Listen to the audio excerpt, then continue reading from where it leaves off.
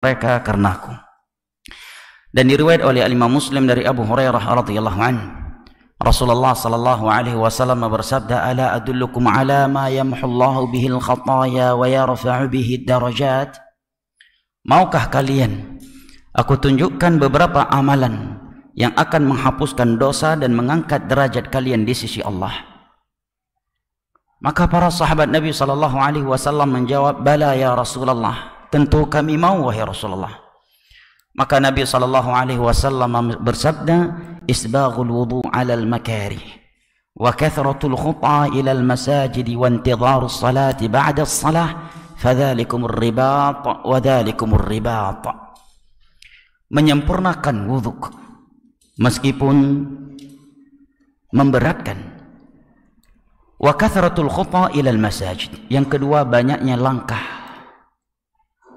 yang kalian angkat ke rumah Allah Jalla wa'ala. Dan yang ketiga adalah menunggu masuknya waktu salat setelah melakukan salat sebelumnya. Itulah yang namanya ribat, dan itulah yang namanya ribat, berjaga-jaga di perbatasan Islam. Jamaah yang dimuliakan Allah, karena sungguh tiada tempat yang lebih indah dan lebih Allah cintai untuk kita berada di dalamnya selain daripada rumah Allah. Sebagian saudara-saudara kita di Palestina ingin berada di rumah Allah, tetapi rumah Allah yang Allah berikan kepada mereka sudah merata menjadi tanah karena dibombardir oleh saudara-saudaranya kera-kera dan babi-babi dari kalangan Zionis Yahudi. Kita walillahilham masih bisa menikmati ketentraman dan keindahan di dalam rumah Allah. Bahkan sebagian mereka sedang berada di dalam rumah Allah dibombardir dan ikut rata seperti bangunan masjid yang rata ke tanah. Semoga Allah Jalla wa'ala memberikan pahala syahid bagi saudara-saudara kita yang telah wafat di Palestina, dan Allah sembuhkan mereka yang masih sakit atau terluka. Sebagaimana kita memohon kepada Allah Jalla wa'ala, Allahumma munzilal kitab wa mujriyas sahab wa hazimal ahzab ihzimil yahuda wa man ma'ahum wa dammirhum tadmira wa anzil alaihim ba'saka alladhi la yuraddu 'anil qaumil kafirin. Di dalam hadis yang diriwayatkan oleh Imam Muslim dari Abu Hurairah radhiyallahu an, Nabi sallallahu alaihi wasallam bersabda, "Inna ahabbal biladi ila Allah masajiduha." Tempat yang paling Allah cintai di atas permukaan bumi adalah masjid. Maka sekali lagi kita bersyukur kepada Allah Jalla wa ala atas nikmat pertemuan dan majlis ini. Insyaallah kita lanjutkan kembali kajian kita membahas sirah para sahabat Nabi sallallahu alaihi wasallam, dan kita masih pada sirah Umar bin Khattab radhiyallahu anhu. Pada beberapa pertemuan yang sebelumnya kita telah mengetahui biografi Umar bin Khattab radhiyallahu anhu, kapan beliau masuk Islam dan kenapa beliau masuk Islam. Juga telah kita simak bersama beberapa kejadian yang menunjukkan keutamaan beliau yang Allah Jalla wa'ala berikan, beberapa sikap beliau yang menunjukkan kejujuran beliau di dalam beragama, dan beberapa keutamaan beliau lainnya. Baik, berikut ini sebelum kita berpindah kepada nasihat-nasihat indah dari Umar bin Khattab radhiyallahu an, saya ingin menyebutkan atau membaca apa yang telah dinukilkan oleh para ulama terkait beberapa keutamaan Umar bin Khattab radhiyallahu anhu lainnya. Beliau disebutkan sebagai sahabat Nabi sallallahu alaihi wasallam yang paling sempurna mengikuti dan meneladani Rasulullah sallallahu alaihi wasallam. Di dalam riwayat Al-Imam Al-Bukhari dari Abdullah bin Umar radhiyallahu anhuma, beliau menyebutkan suatu ketika Umar bin Khattab radhiyallahu anhu tawaf dan mencium Hajar Aswad, maka Umar radhiyallahu anhu mengatakan, "Inni la a'lam annaka hajar la tanfa'u wa la tadur. Walaula anni ra'aitu Rasulullah sallallahu alaihi wasallam yuqabbiluka ma qabbaltuk." Wahai Hajar Aswad, aku tahu, aku yakin seyakin-yakinnya bahwa engkau ini hanya benda mati, la tanfa'u wa la tadur, tidak mampu mendatangkan manfaat dan tidak mampu memberikan mudarat. Walaula anni ra'aitu Rasulullah sallallahu alaihi wasallam yuqabbiluka ma qabbaltuk. Dan seandainya aku tidak pernah melihat Nabi sallallahu alaihi wasallam menciummu, maka aku tidak akan menciummu. Nah, artinya jamaah dimuliakan Allah, para sahabat Nabi SAW melakukan apa yang Nabi lakukan meskipun mereka tidak tahu apa hikmahnya. Apa hikmah mencium Hajar Aswad? Adakah hadis yang menyebutkan barang siapa yang mencium Hajar Aswad maka sepulang umrohnya jualan baksonya akan semakin laris? Hah? Ya. Adakah hadis yang menyebutkan barang siapa yang sempat mencium Hajar Aswad maka berangkat dalam keadaan jomblo, pulang dalam keadaan udah 4 istrinya, insyaallah? Gak ada. Tidak seperti sebagian orang, semangatnya mencium Hajar Aswad sampai-sampai melakukan hal-hal yang haram. Nah, mendorong orang lain, menzalimi orang lain, bahkan wanita terjepit di tengah-tengah tubuh kaum laki-laki. Kenapa? Karena sebagian orang awam ada khurafat. Ada khurafat di balik Hajar Aswad. Maka ucapan Umar bin Khattab radhiyallahu anhu di atas menjelaskan kepada kita bahwa mereka para sahabat Nabi sallallahu alaihi wasallam dan khususnya Umar adalah orang-orang yang paling sempurna dalam merealisasikan firman Allah Jalla wa Ala, laqad kana lakum fi Rasulillahi uswatun hasanah. Nah, bayangkan Umar bin radhiyallahu anhu ketika mencium Hajar Aswad mengatakan, inni la'alam annaka hajarun wa la tadur. Aku tahu engkau ini benda mati, hanya sebuah batu yang tidak bisa mendatangkan manfaat dan tidak bisa memberikan mudarat. Dan seandainya aku tidak pernah melihat Nabi SAW menciummu, maka aku tidak akan menciummu. Nah, tidak ada di antara para sahabat yang berkata, kok cium Hajar Aswad ketika tawaf? Masuk akal nggak sih? Nggak ada. Nggak ada di antara para sahabat yang mengatakan, yang masuk akal dong, masa sudut Ka'bah dicium? Nggak ada. Ketika mereka melihat Nabi melakukannya dan beliau sedang beribadah dan hukum asal perbuatan Nabi adalah untuk diteladani, kecuali ada dalil khusus yang mengecualikan atau menyebutkan bahwa Nabi melakukannya kebetulan sehingga tidak perlu dicontohi oleh para sahabatnya atau umatnya. Selama tidak demikian, maka hukum asal perbuatan Nabi SAW adalah laqad kana lakum fi Rasulillahi uswatun hasanah. Ini hukum asal pada perbuatan Nabi SAW. Mereka semangat meneladani Rasulullah, mengamalkan sunnah beliau, meskipun mereka tidak mengetahui apa keuntungannya untuk dunia mereka. Bahkan meskipun mereka tidak mengetahui apa bentuk pahalanya, apa janji Allah dan Rasulnya untuk mereka. Meskipun mereka tidak mengetahuinya, mereka mengamalkannya tatkala mereka mengetahui itu adalah sunnah Rasulullah SAW. Karena sudah cukup sebagai sebuah keutamaan dari Allah kepada seorang muslim tatkala dia mau meneladani Rasulnya SAW. Sudah cukup itu sebagai sebuah keutamaan. Berbeda dengan sebagian kaum muslimin hari ini. Kalau dia belum mengetahui apa bentuk keutamaannya, dia malas-malasan. Bahkan sebagian mereka lebih buruk dari itu. Kalau belum mengetahui keutamaan untuk dunianya, maka dia belum semangat melakukannya. Nah, sehingga sebagian mereka masih memperdebatkan sesuatu yang jelas-jelas itu ada perintah dari Nabi SAW. Tetapi ketika hal itu datangnya dari selain Nabi, dari orang-orang kafir, maka dengan penuh semangat dan dengan mudah dia melaksanakannya. Sebagai contoh jamaah yang dimuliakan Allah, celana di atas mata kaki. Ini kan bukan pakaian ormas, bukan pakaian kelompok, bukan pakaian Arab, non-Arab. Memang ada hadisnya. Hadisnya dalam Sahih Bukhari, Sahih Muslim, Sunan Abi Daud, Sunan Tirmidzi, dan yang lainnya, datang dari Abu Hurairah, datang dari Abdullah bin Umar, datang dari Abu Sa'id Al-Khudri, dan sekian sahabat yang lainnya. Di mana Nabi SAW bersabda, ma asfala minal ka'baini fa finnar. Tapi sebagian orang dengan mudahnya mengatakan enggak masuk akal. Masuk akal enggak sih celana di atas mata kaki, katanya. Nah, tetapi menjadikan musik sebagai sarana beribadah masuk akal bagi sebagian orang. Nah, bahkan menjadikannya lebih indah daripada Al-Quran. Para sahabat Nabi ketika melihat Nabi melakukan sesuatu, mereka tidak mengatakan logis atau tidak. Apa pahalanya, apa keuntungannya? Karena sudah cukup sebagai sebuah keutamaan bagi mereka tatkala Allah memberikan kepadanya hidayah untuk meneladani Rasul sallallahu alaihi wasallam. Maka Umar radhiyallahu anhu mencium Hajar Aswad karena beliau melihat Nabi setiap melewati sudut Hajar Aswad, beliau menciumnya.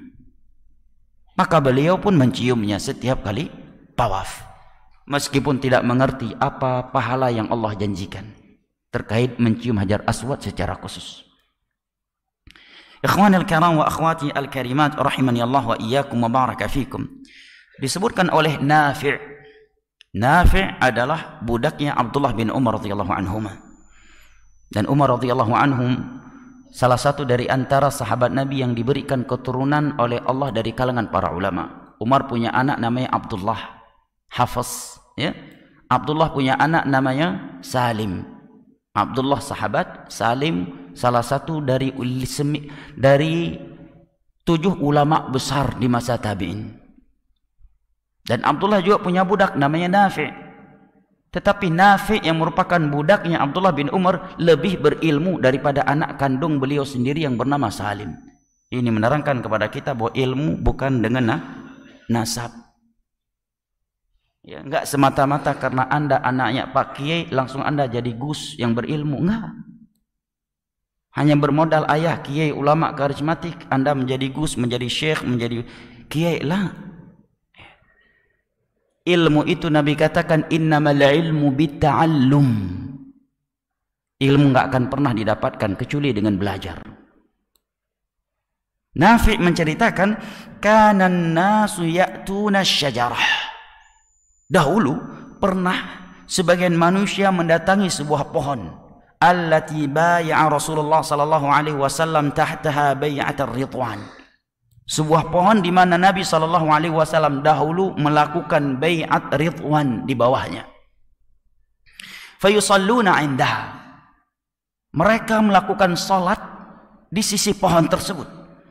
Fabalagha dzalika Umar. Berita tersebut sampai kepada Umar radhiyallahu anhu, fa'aw'adahum fiha. Maka Umar radhiyallahu anhu memberikan sanksi atau teguran yang keras terhadap mereka, wa amara biha faquti'at. Kemudian beliau memerintahkan agar itu pohon ditebang seakar-akarnya. Kalau hari ini Umar melakukannya bakal dikatakan Wahabi. Beliau ini tempat bersejarah, tempat yang sangat sakral dihilangkan. Ini Wahabi betul Umar bin Khattab. Jangan-jangan sering ikut kajian Wahabi ini Umar. Nah, coba bayangkan kalau pohon yang seperti ini di Indonesia ditebang seakar-akarnya, habis antum ditabok satu kampung manusia. Tapi inilah yang boleh lakukan demi menjaga tauhidnya manusia dan agar manusia tidak terjerumus ke dalam khurafat. Belum lama saya membaca sebuah faedah yang di-share oleh salah satu ustadz kita di grup, Syekh Muhammad Taqiyuddin Al-Hilali. Beliau hidup kurang lebih 100 tahun yang lalu, ya, dari Maroko. Beliau salah satu dari ulama yang diakui IQ-nya oleh Syekh Albani.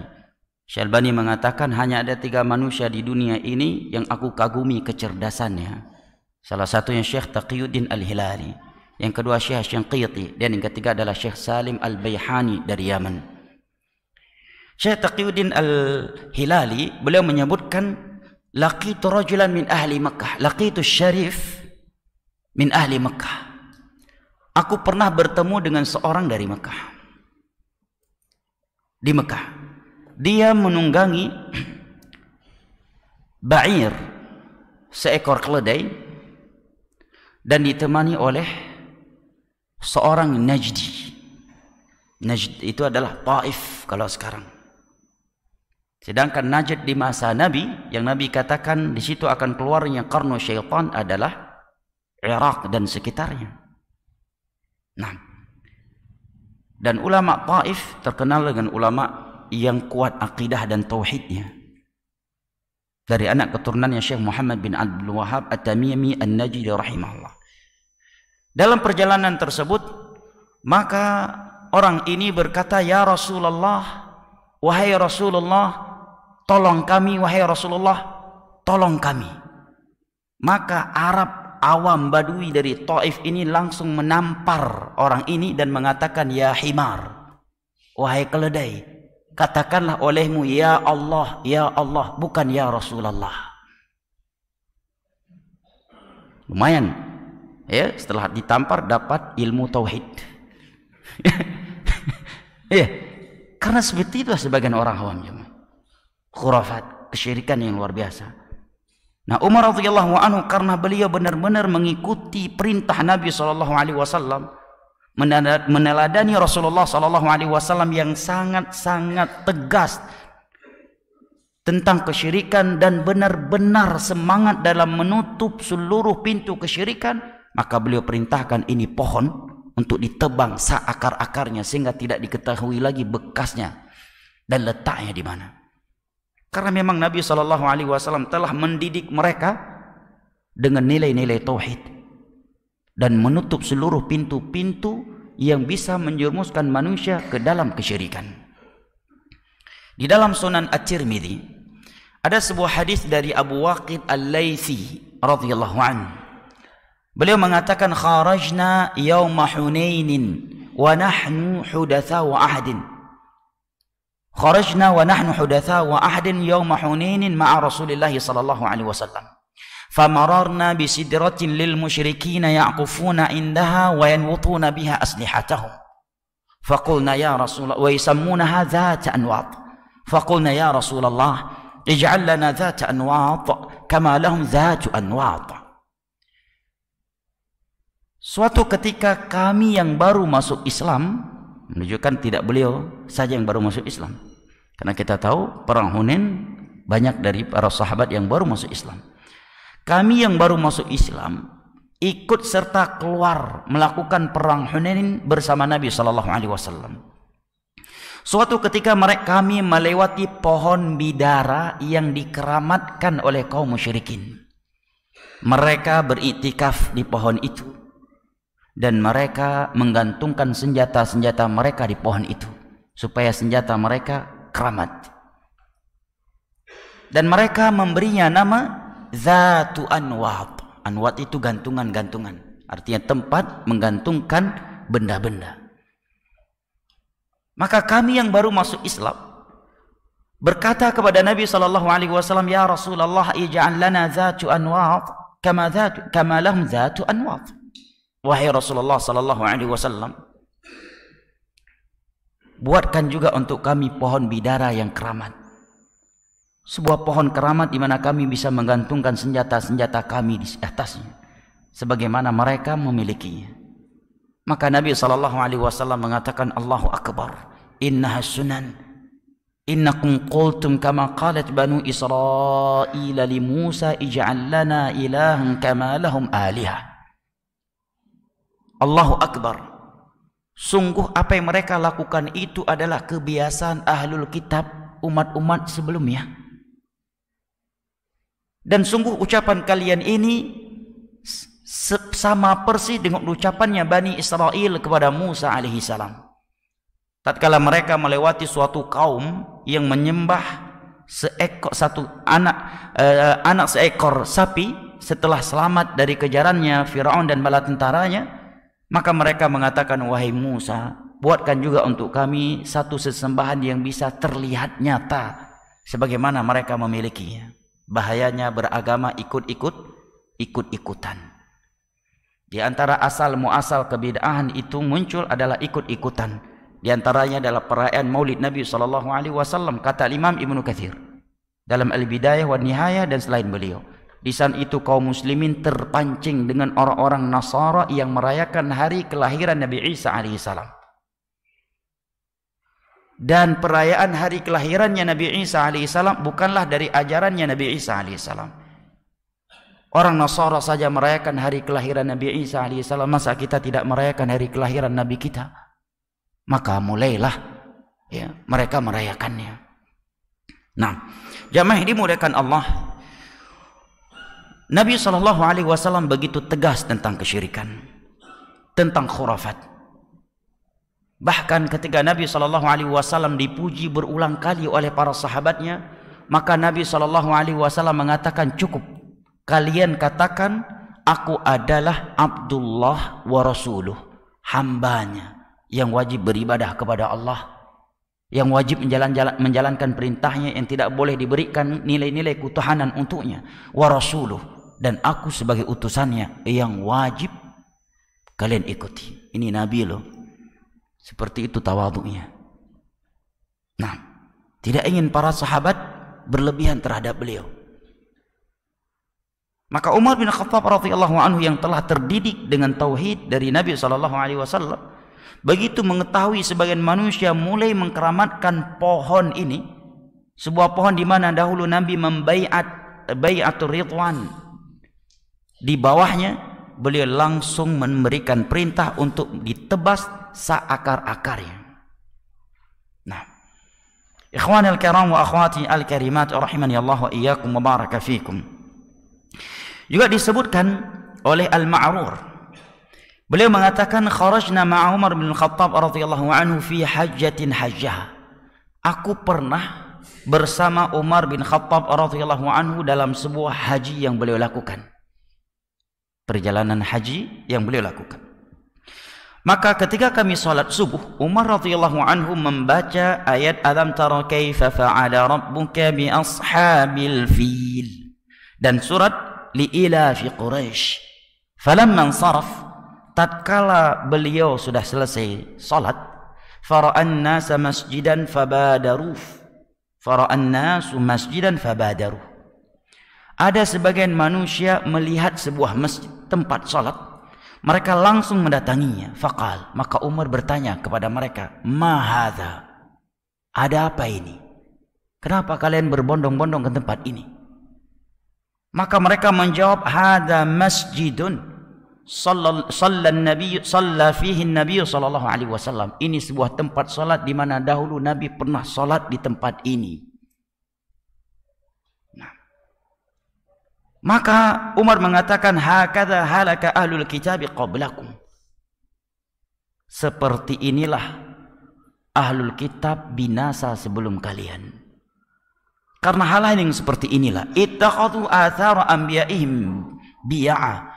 Mereka menjadikan tempat-tempat yang pernah disentuh, diinjak atau ditempati oleh nabi-nabi mereka sebagai bi'a, gereja-gereja mereka, tempat-tempat ibadah mereka. Ini di masa Umar loh. Sengaja menjadikannya sebagai tempat salat secara khusus. Makanya Umar mengatakan, man aradat alaihi salatun falyusalli. Barang siapa yang berpapasan dengan waktu salat, dimanapun dia berada, hendaknya dia salat. Dimanapun dia berada. Wa man lam ta'rid lahu salat falyamdi. Kalau memang waktu salat belum masuk, silakan dia meneruskan perjalanannya. Enggak perlu men-setting waktu untuk salat di sebuah tempat di mana tempat tersebut diyakini Nabi dulu pernah salat di situ. Ini sebagai bentuk kecintaannya beliau kepada Nabi SAW. Ini di masa beliau, jamaah. Lalu bagaimana dengan sebagian orang hari ini terbang khusus dari Indonesia ke negara-negara tertentu hanya untuk mencari rambut Nabi SAW. Kemudian pulang dengan membawanya dengan wajah yang histeris, menangis. Wallahu a'lam betul-betul atau tidak menangisnya. Ya, ketika dia menyerahkan kepada orang lain dengan wajah yang menangis, nggak tahu apakah menangis karena sedang asam lambung ataukah yang lainnya. Yang menerimanya pun menangis, nggak tahu menangis ya karena melihat rambut atau karena nggak dapat izin poligami oleh istrinya. Actionnya luar biasa. Kata para ulama, di masa 4 Imam Syafi'i saja nggak didapat, 4 Imam Mazhab saja nggak ada yang kayak gitu. Masanya Imam Bukhari, Imam Ahmad, Imam Muslim. Lah kok bisa-bisanya Mekah di sana, Madinah juga di sana, tapi bisa-bisanya rambut Nabi jatuhnya ke Indonesia. Ya. Bisa-bisanya rambut Nabi jatuhnya ke Indonesia. Nah.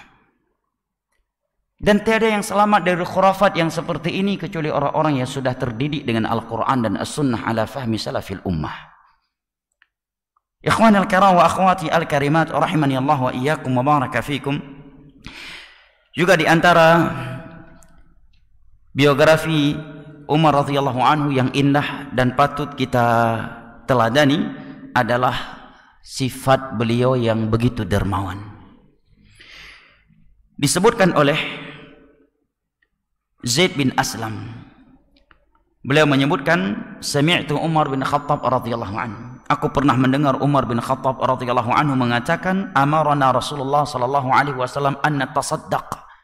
Suatu ketika Nabi sallallahu alaihi wasallam memerintahkan kami bersedekah. Wa wafaqa dzalika indi malan, dan kebetulan saat itu saya sedang memiliki harta. Ali faqultu al-yawm asbiqu Abu Bakrin in sabiqtuhu yawma. Hari ini aku akan kalahkan Abu Bakar, karena Abu Bakar terkenal sebagai sahabat Nabi yang paling dermawan. Hari ini aku akan mengalahkan Abu Bakar karena aku belum pernah mengalahkannya. Maka Umar mengatakan, aku datang membawa setengah dari hartaku. Subhanallah, siapa yang berani hari ini menyedekahkan setengah dari hartanya? Sebagian orang baru 500.000 dia sumbangkan ke masjid. 1 Bintaro orang tahu dia udah sedekah. Saking dermawannya.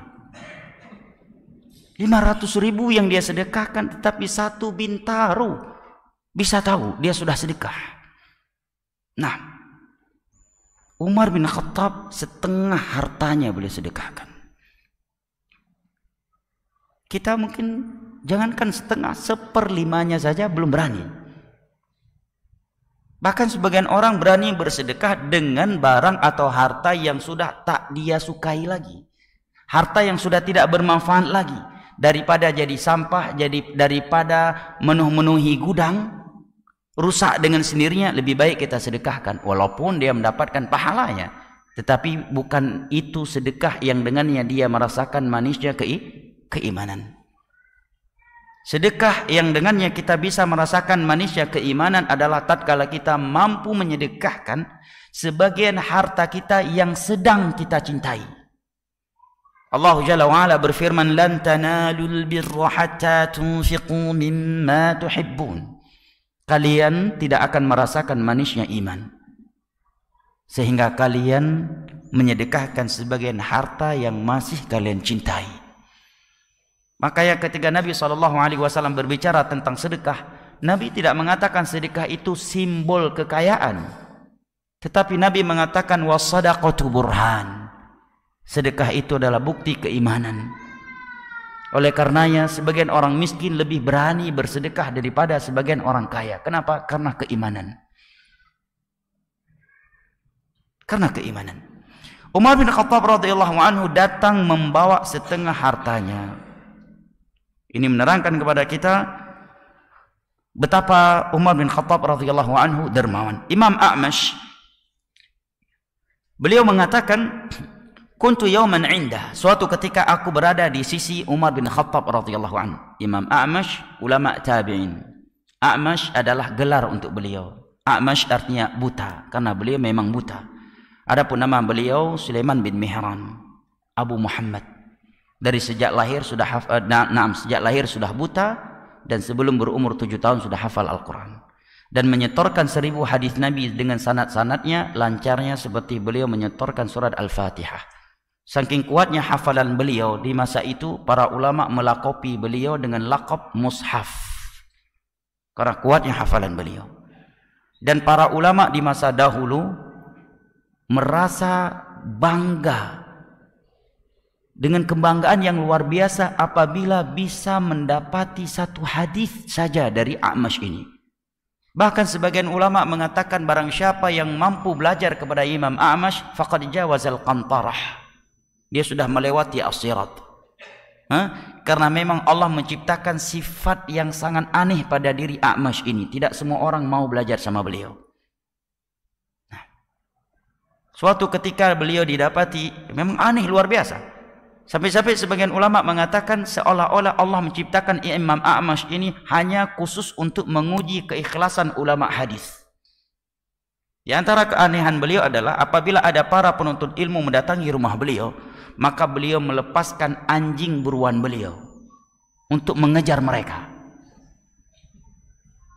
Yang alay bin lebay langsung pulang, nggak balik-balik lagi.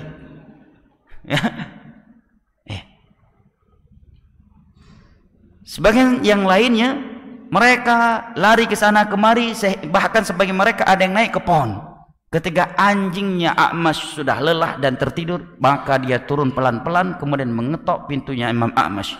Imam A'mash, mana hadisnya? Maka kata Imam A'mash, kamulah penuntut ilmu agama, mau berapa hadis?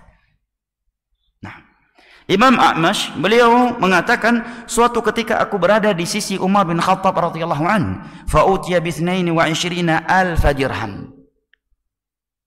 Tiba-tiba ada yang datang membawa 1022 dirham.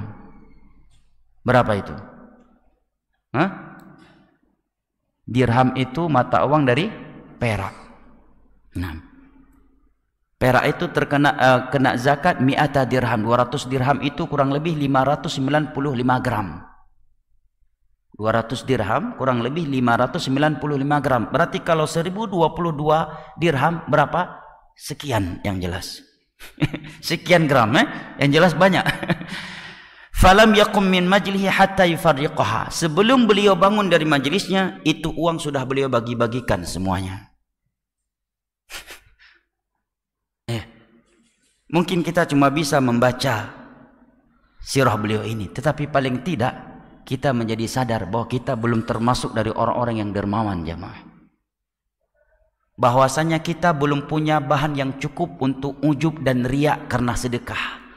Seandainya kita boleh riak dan ujub karena sedekah yang kita lakukan, maka sedekah yang sudah kita lakukan belum layak untuk dijadikan bahan ujub dan riak, jemaah. Bahkan sebagian orang mungkin seandainya sedang membawa uang atau membawa buah-buahan atau makanan, lewat di depan kawannya baru memanggil fulan, gimana kabarnya? Mungkin dia langsung udah jawab, ini makanan orang, bukan punya saya. Para orang nggak nanya makanan, nanya kabar dia. Takut dimintai, sebelum diminta langsung ngelapor, ini punya orang ya. Saking pelitnya. Subhanallah. Umar bin Khattab radhiyallahu anhu sebelum bangun dari majelisnya itu, beliau sudah membagi-bagikannya. Ya. Wa kana idza a'jabu syai' min malihi tasaddaq bih. Dan di antara sifat beliau, kalau beliau sedang cinta terhadap sebagian hartanya, langsung beliau sedekahkan. Ketika ditanya, kenapa engkau berkata demikian? Maka Umar bin Khattab, aku menyedekahkan harta ini karena aku sangat mencintainya. Sedangkan Allah berfirman, lan tanalul birra hatta tunfiqu mimma tuhibbun. Kalian tidak akan merasakan manisnya iman sehingga kalian mampu menyedekahkan sebagian harta yang sedang kalian cintai. Ikhwanil karam wa akhwati al-karimat rahimani Allah wa iyyakum wa baraka fikum. Yang berikutnya adalah sikap Umar bin Khattab radhiyallahu anhu di hari wafatnya Nabi kita sallallahu alaihi wasallam. Diriwayat oleh Al-Imam Al-Bukhari dan Imam Ahmad dari Anas bin Malik radhiyallahu anhu. Anas bin Malik radhiyallahu anhu bercerita, "Lamma thaqala an-nabiy sallallahu alaihi wasallam ja'ala yataghashya." Tatkala Nabi sallallahu alaihi wasallam sedang sakit berat dalam kondisi yang sakarat, maka Fatimah radhiyallahu anha, putri beliau, berkata, "Wa karba abatah." Betapa gentingnya engkau wahai ayahanda. Ya abatah ini khusus untuk memanggil. Ya, khusus untuk memanggil. Ya abatah, ya abati, ya abi. Khusus untuk memanggil, ya abatah. Baik, wahai ayahanda, betapa gentingnya engkau, ucap Fatimah radhiyallahu anha kepada Nabi kita sallallahu alaihi wasallam. Maka Nabi menjawab, laisa ala abika karbun ba'da al-yawm, wahai Fatimah, tidak akan ada kegentingan lagi terhadap abimu setelah hari ini. Maka setelah itu Nabi sallallahu alaihi wasallam wafat, maka Fatimah radhiyallahu anha yang sudah melihat ayah kandungnya wafat, beliau mengatakan, lihat, buah dari pendidikan dari Al-Quran dan As-Sunnah. Fatimah radhiyallahu anha seorang wanita biasanya yang sulit menerima kepergian orang tua tercinta adalah anak perempuan, apalagi yang pergi adalah ayah. Nah, tidak dengan Fatimah radhiyallahu anha yang sudah terdidik dengan Al-Quran dan As-Sunnah. Beliau mengatakan, ya abatah ajaba rabban da'ah, ya abatah min jannatil firdausi ma'awah. Wahai ayahandaku, engkau telah memenuhi panggilan Rabbmu. Syurga Firdaus adalah tempatmu. Ya abatah ila Jibril nan'ah. Wahai ayahanda, kepada Jibril kami akan menyerahkanmu. Subhanallah. Tapi kalau hari ini nggak boleh ucapan yang seperti ini kita katakan kepada orang tua kita, karena nggak ada yang bisa memastikan individu manusia berada di dalam syurga kecuali dengan Al-Quran dan Sunnah. Kalau Nabi jelas Nabi. Nggak boleh seorang wanita ketika ayahnya meninggal dunia kemudian mengatakan, wahai ahanda, engkau telah memenuhi panggilan Rabbmu. Itu betul. Tapi nggak boleh dengan mengatakan Jannah Firdaus adalah tempatmu dan kepada Jibril kami akan mengantarmu. Ini nggak boleh. Karena nggak boleh memvonis individu manusia dengan syurga atau neraka kecuali dengan Al-Quran dan As-Sunnah.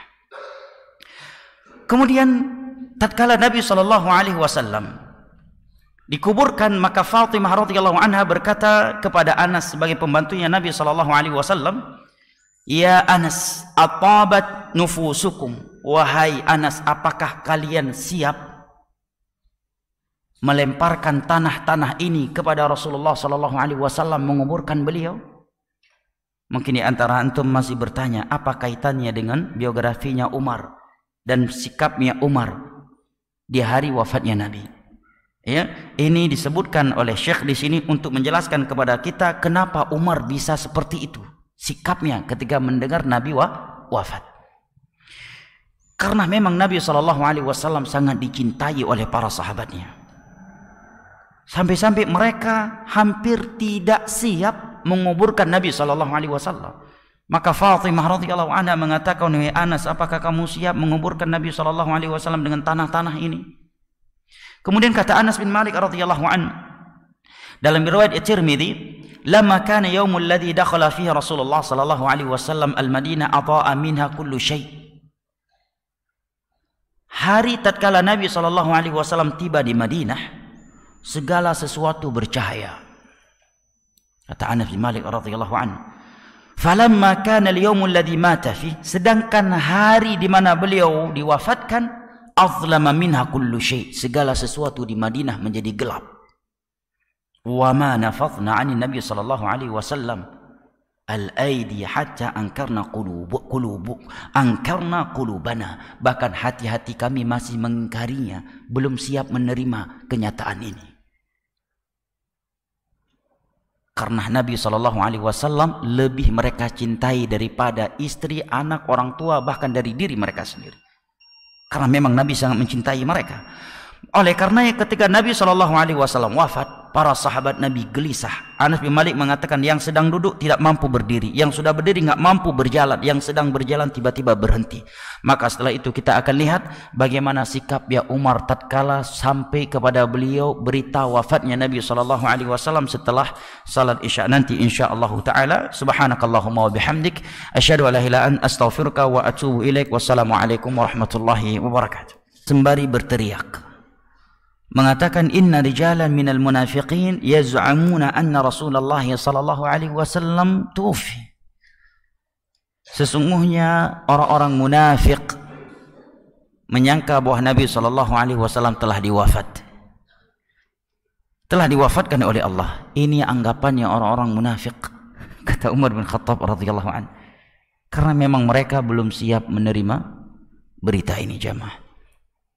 Bayangkan jamaah yang dimuliakan Allah, apabila seorang anak yang sangat dicintai oleh ayahnya, dia mengetahui bahwa ayahnya sangat mencintainya, menyayanginya, sangat setia kepadanya, dan dia juga sangat mencintainya, tentunya sangat berat ketika mendengar berita bahwa ayahnya telah wafat. Dan cintanya para sahabat Nabi SAW kepada beliau SAW itu melebihi cinta mereka kepada orang tua, istri, anak, bahkan terhadap diri mereka sendiri. Oleh karenanya di dalam perang Uhud, ketika pasukan Khalid bin Walid yang telah menguasai Jabal Rumah, Rumah itu artinya pasukan sniper. Nah, gunung Rumah maksudnya gunung yang ditempati oleh pasukan sniper, menghujani Nabi SAW dengan anak-anak panah mereka. Maka sekian sahabat Nabi melemparkan tubuh-tubuh mereka kepada Nabi SAW, menjadikan tubuh mereka sebagai selimut untuk Nabi SAW, sehingga anak-anak panah yang dihujani kepada Nabi SAW hanya mengenai mereka dan tertancap di tubuh-tubuh mereka dan tidak mengenai Nabi SAW sedikit pun. Nah, bagaimana tidak jamaah yang dimuliakan Allah? Nabi SAW Allah katakan azizun alaihi ma anittum harisun alaikum bil mu'minina raufur rahim. Dia gelisah, dia enggak tenang hidupnya jika ada sesuatu yang memberatkan kalian. Dia amat semangat menuntun kalian ke syurga Allah, dan dia amat sayang kepada orang-orang mukmin. Dalam Sahih Bukhari radhiyallahu anhu, dalam Sahih Bukhari rahimahullah disebutkan bahwa ketika perang Khandaq, di mana Nabi SAW dan para sahabatnya menggali parit yang begitu dalam, begitu luas dan begitu panjang. Nabi SAW ikut serta menggali parit tersebut di bawah terik matahari yang sangat, dan terdengar suara kelaparan dari perut beliau oleh Jabir bin Abdullah radhiyallahu anhu. Mendengar suara perut Nabi SAW yang sedang lapar, maka Jabir langsung pulang ke rumahnya. Bertanya kepada istrinya, adakah makanan di rumah kita yang bisa kita berikan kepada Nabi SAW? Karena aku tidak sanggup mendengar suara laparnya perut Nabi SAW, padahal beliau sudah mengikatnya dengan batu. Maka istrinya beliau radhiyallahu anhu mengatakan ada, tetapi hanya cukup untuk Nabi SAW. Maka datangi Nabi SAW, sampaikan pelan-pelan, jangan sampai ada yang dengar, karena ini makanan cuma cukup untuk beliau. Maka Jabir radhiyallahu anhu datang dan memberi bisikan di telinga Nabi, ya Rasulullah, di rumah ada sedikit makanan, mudah-mudahan bisa menghilangkan kelaparanmu ini. Setelah Jabir radhiyallahu anhu berbisik kepada Nabi SAW, maka Nabi langsung berteriak, wahai para sahabatku, kita semua dapat undangan makan di rumahnya Jabir. Pucat langsung Jabir. Maka sebelum Nabi SAW dan para sahabatnya bergerak, beliau pulang duluan. Tiba di rumah, beliau sampaikan kepada istrinya, wahai Ummu Fulan, ketika aku mengundang Nabi SAW dan aku berpesan hanya cukup untuk beliau, beliau justru mengumumkan bahwa beliau dan kaum muslimin diundang makan oleh kita. Karena istrinya Jabir radhiyallahu anha adalah orang yang beriman, maka beliau mengatakan, kita ikuti saja apa yang Nabi katakan. Nah, karena beliau adalah utusannya Allah Jalla wa'ala. Ini diantara dalil yang menunjukkan betapa Nabi SAW perhatian, sayang, dan mengutamakan para sahabatnya. Maka jemaah dimuliakan Allah, ketika beliau wafat, sampai-sampai sebagian sahabat langsung membisu. Lagi ngobrol, nggak bisa ngobrol lagi, langsung beku mulutnya. Yang sedang duduk mau berdiri nggak sanggup berdiri. Yang sedang berjalan tiba-tiba berhenti, tidak sanggup jalan lagi. Bahkan kata Anas bin Malik radhiyallahu anhu, wa minhum man ankara mauta bil kulliyah. Di antara mereka ada yang mengingkari beliau telah wafat. Di antaranya adalah Umar radhiyallahu anhu. Umar radhiyallahu anhu berteriak mengatakan, hanya orang-orang munafik yang menyangka Nabi SAW telah wafat. Nabi SAW tidak wafat, tetapi beliau pergi menemui Rabbnya sebagaimana Musa bin Imran alaihissalam pernah pergi meninggalkan kaumnya 40 malam lamanya. Kemudian setelah itu kembali lagi. Dan demi Allah, kata Umar, Nabi SAW akan kembali kepada kita, akan menemani kita, menebas leher-leher musuh-musuh Allah di medan jihad dengan tangan-tangan kita. Nah, hanya mereka orang-orang munafik yang menyangka Nabi SAW telah wafat.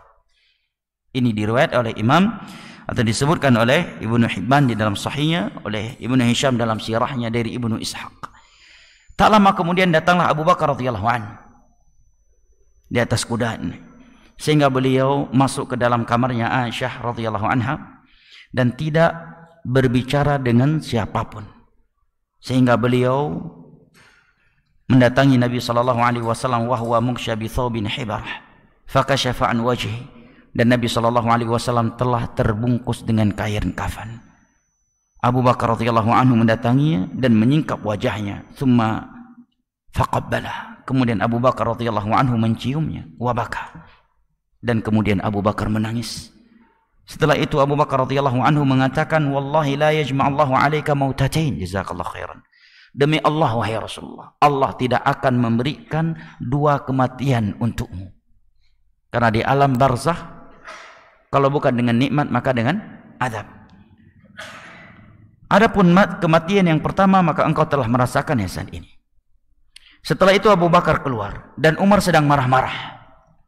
Dan biasanya yang paling lembut hatinya adalah Abu Bakar, orang yang nggak pernah marahin orang. Bahkan kalau ada orang lain marah kepada beliau dan mereka yang salah, justru beliau minta maaf. Sebagaimana dalam beberapa riwayat yang sahih, kali ini Abu Bakar yang tegar. Kenapa? Karena Abu Bakar yang paling senior, yang paling duluan masuk Islam, yang paling kuat imannya, yang paling dekat dengan Nabi SAW. Abu Bakar menegur Umar, ijlis ya Umar, wahai Umar, duduk kamu. Fa'aba Umar an yajlis, Umar masih enggan duduk, masih juga marah-marah. Bahkan dalam beberapa riwayat menyebutkan barang siapa yang berani mengatakan Nabi telah wafat, adhrib unuqah, saya penggal lehernya. Ini Umar ya, macam-macam. Adhrib unuqah, saya penggal lehernya. Kalau ada yang berani menyebarluaskan bahwa Nabi telah wafat. Maka Abu Bakar radhiyallahu anhu kembali mengatakan, ijlis ya Umar, duduklah kamu wahai Umar. Umar juga masih enggan duduk.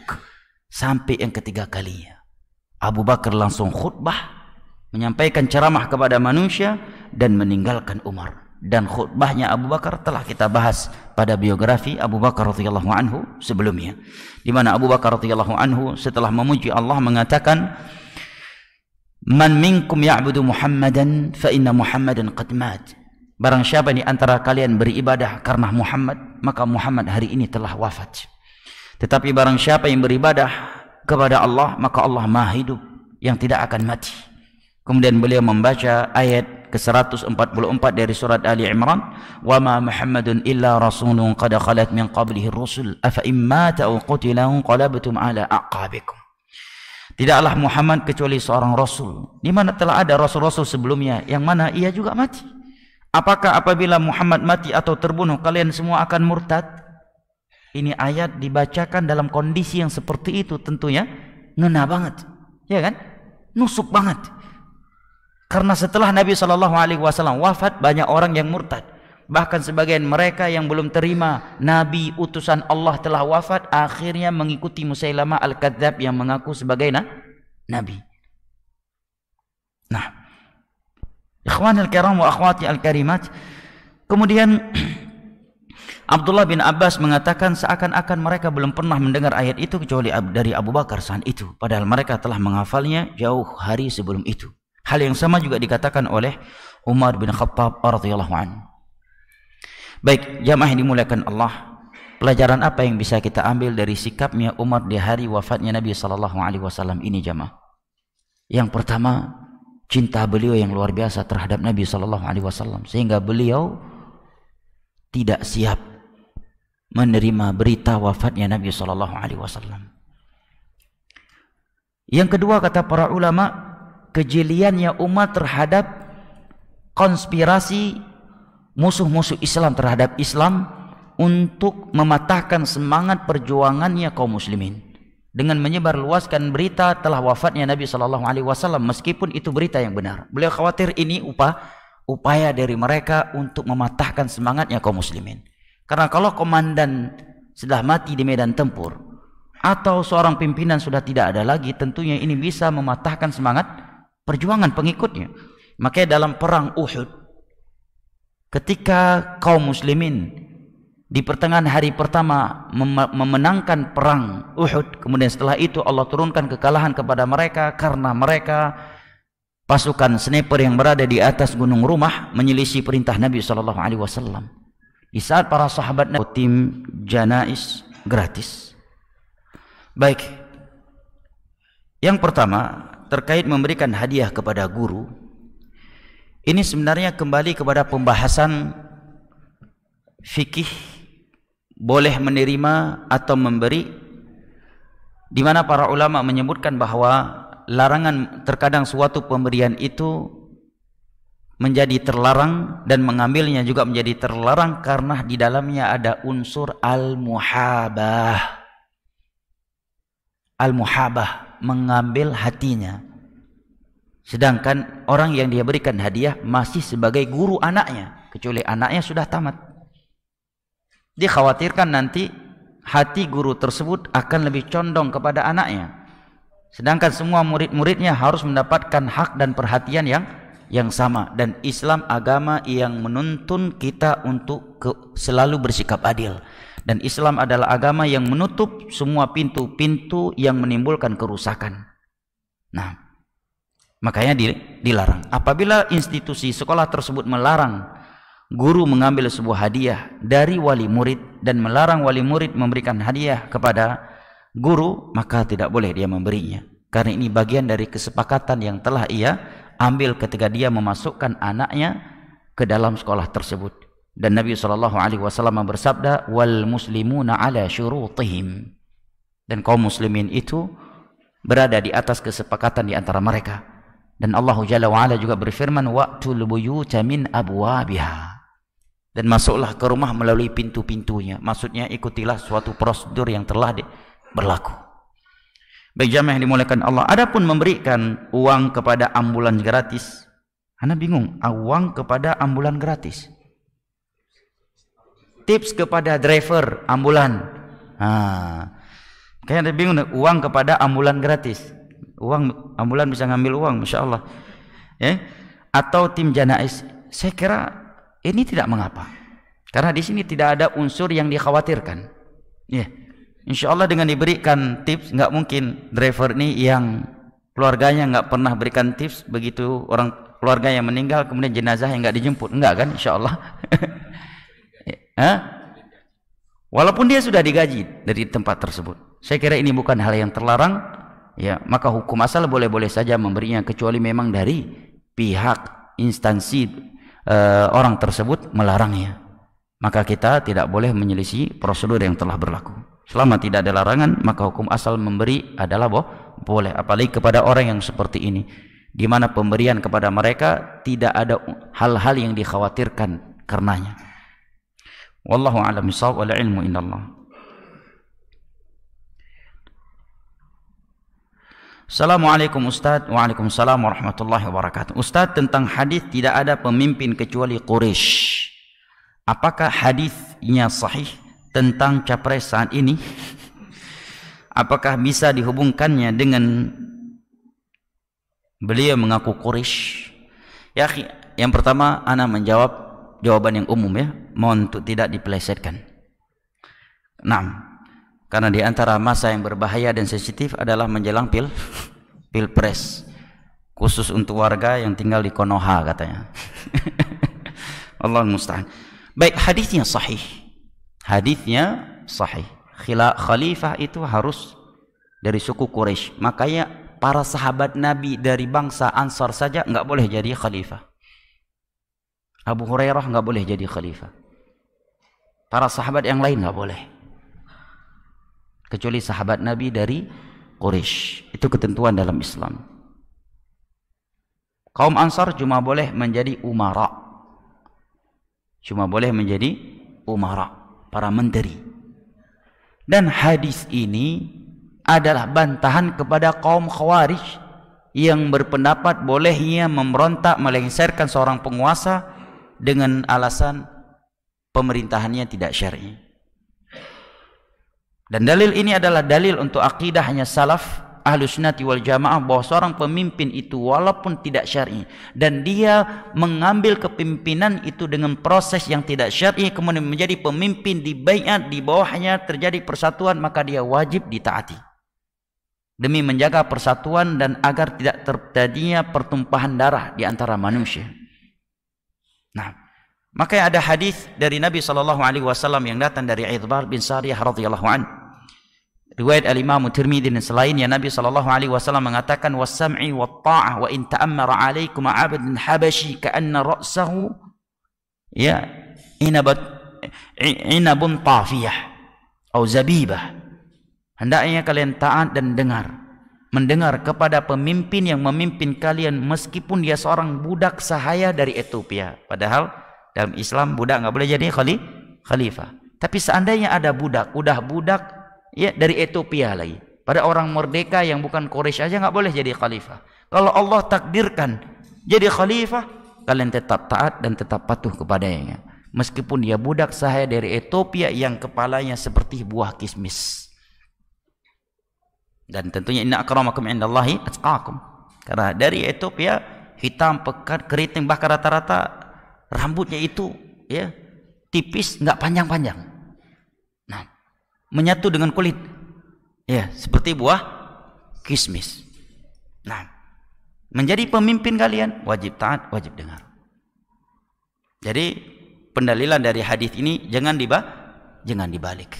Kemudian nasihat tentang pilpres jamaah. Pilpres di Indonesia ini bukan baru terjadi kemarin setahun 2 tahun yang lalu jamaah. Juga bukan baru akan terjadi, sudah berulang kali terjadi, ya kan? Jadikan pelajaran apa yang telah berlalu jamaah. Apa yang telah berlalu jadikan pelajaran buat kita untuk menjaga mulut ini, untuk tidak berbicara kecuali dengan ilmu dan rasa takut kepada Allah Subhanahu wa taala. Apa yang telah berlalu tidakkah kita jadikan sebagai pelajaran? Sampai-sampai sebagian orang menjadikan perbedaan antara Islam dengan kafir. Sampai-sampai sebagian tempat diancam yang memilih nomor sekian kalau mati nggak akan dimandikan jenazahnya. Nauzubillah min dzalik. Nah, politikus siapa yang bisa dipercaya jemaah? Ya kan? Kita bicara kaidah umum. Syekh Mubil mengatakan ruknun min arkani siyasah al-kadhib. Rukun politik hari ini adalah dusta. Rukun politik itu dusta. Artinya nggak ada politikus nggak dusta. Hampir nggak ada. Sepakat tuh? Hampir nggak ada. Ketika sama Syiah dia mengatakan aku Syiah. Ketika sama Sufi dia akan bilang saya keturunan Sufi. Ketika sama Ahlussunnah dia bilang Ahlussunnah. Ketika sama Nasrani saya keluarga Nasrani. Itulah politikus. Akan tetapi jamaah dimuliakan Allah, terkait menyoblos, memilih, ya, sebagian ulama ada yang berpendapat boleh, ada yang tidak. Dan Syekh bin Baz rahimahullah ta'ala pernah ditanya oleh beberapa muslim dari Perancis, ada 2 kandidat, ya, kedua-duanya kafir, hanya saya salah satu dari kedua ini lebih mending untuk kaum muslimin. Maka kata beliau, tidak mengapa kalian memilih yang paling mendingnya, sebagai upaya untuk menutup pintu-pintu kejelekan. Tetapi kita nggak perlu membangun prinsip jamaah, ya, karena kita nggak tahu isi hati manusia. Kalau kita ingin menyampaikan sekilas secara duduk, menurut saya sih yang paling mending ini deh, nomor 20 deh, nomor 15 kayaknya deh yang paling mending, ya berhak saja. Tapi jangan sampai ketika ada saudara kita, teman kita, relasi bisnis kita, pilihannya berbeda dengan kita, akhirnya sikat-sikatan, seolah-olah perbedaannya antara perjalanan ke surga dan perjalanan ke neraka. Ya akhi, kaset yang mulai diputar ini itulah kaset yang diputar 5 tahun yang lalu. Nggak ada bedanya. Nah, sama kurang lebih jamaah. Nah, kalau kita ingin memilih, kita yakin salah satu dari calon presiden atau wakil presiden ini menurut kita kayaknya ini deh yang paling mending untuk Islam dan kaum muslim, silahkan bismillah. Ya, istikharah sebelum menyoblos. Kalau memang Anda ingin menyoblos, istikharah, minta petunjuk kepada Allah. Siapa yang harus saya coblos? Ya kan, kalau membingungkan suruh istikharah kan? Istikharah, bismillah. Nah, kalau alasannya karena terpaksa, orang makan babi karena darurat sehingga menjadi halal, apakah dengan itu dia bangga, alhamdulillah saya sudah makan babi karena darurat? Wad daruratu tubihul mahdzurat wad daruratu tuqaddar biqadariha. Apakah seperti itu? Kan enggak. Nah, dan tidak ada ulama yang seperti itu. Kalau kita salah satu di antara kita melihat kayaknya ini deh yang paling mending, ya udah bismillah, tawakkal ala Allah. Mudah-mudahan ya telah melakukan ikhtiar demi kebaikan Islam dan kaum muslimin. Nah,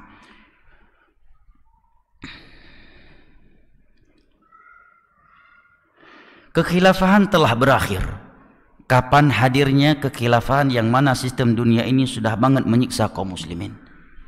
Masya Allah. Ya akhi, Anda tidak diminta untuk memikirkan kapan khilafah itu datang. Anda juga cukup diminta memikirkan, sudah mempersiapkan bekal untuk kematian ataukah tidak.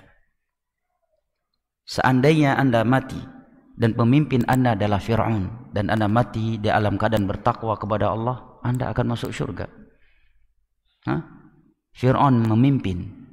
Nabi Musa bisa beriman, para sahabatnya Masyitah tinggal dalam istananya Fir'aun. Penyisir rambut putrinya Fir'aun beriman kepada Allah. Bahkan gara-gara dia menuhankan Allah selain Fir'aun, anak-anaknya semuanya dilempar ke dalam timah yang mendidih dan meleleh di depan matanya.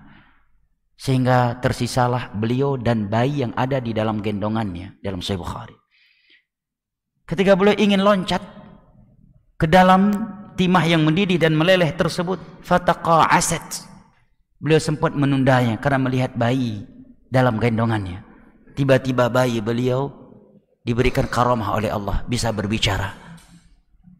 Bayinya mengatakan, iqtahimi ya ummah wasbiri fa innaki 'alal haqq wa inna 'adzabad dunya ahwanu min 'adzabil akhirah.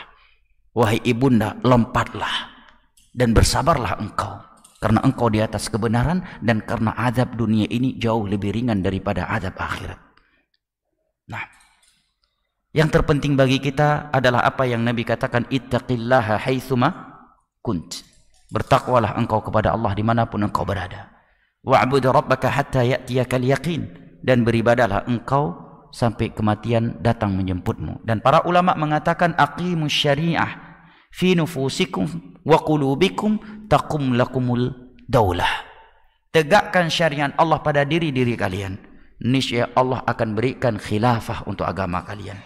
Allah berfirman di dalam Al-Qur'anul Karim, wa'adallahu alladhina amanu wa 'amilus salihati la yastakhlifannahum kama istakhlafa alladhina min qablihim wa la yumakkinanna lahum dinahum alladhi irtada lahum wa la yubaddilannahum min ba'di khawfihim amna ya'budunani wa la yushrikuna bi syai'a wa man kafara ba'da dhalika fa ulaika humul fasiqun.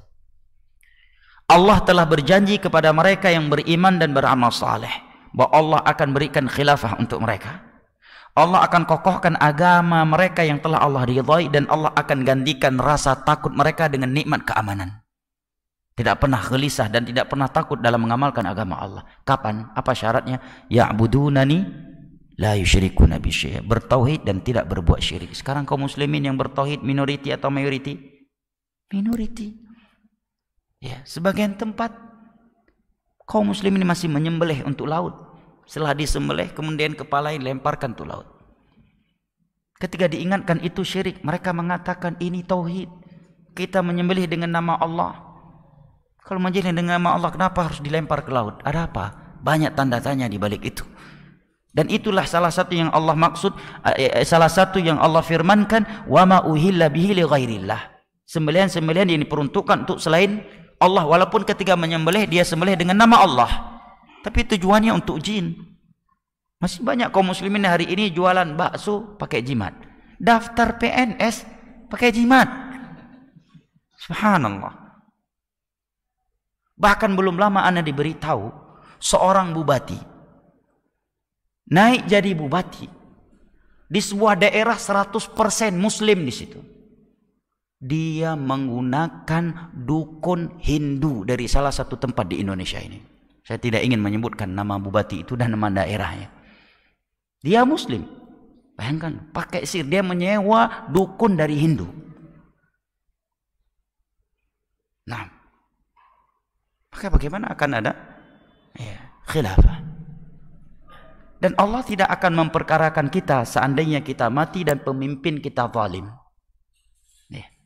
Tetapi Allah akan mempermasalahkan kita tatkala kita mati dan kita belum bertaubat. Ini yang berbahaya jemaah.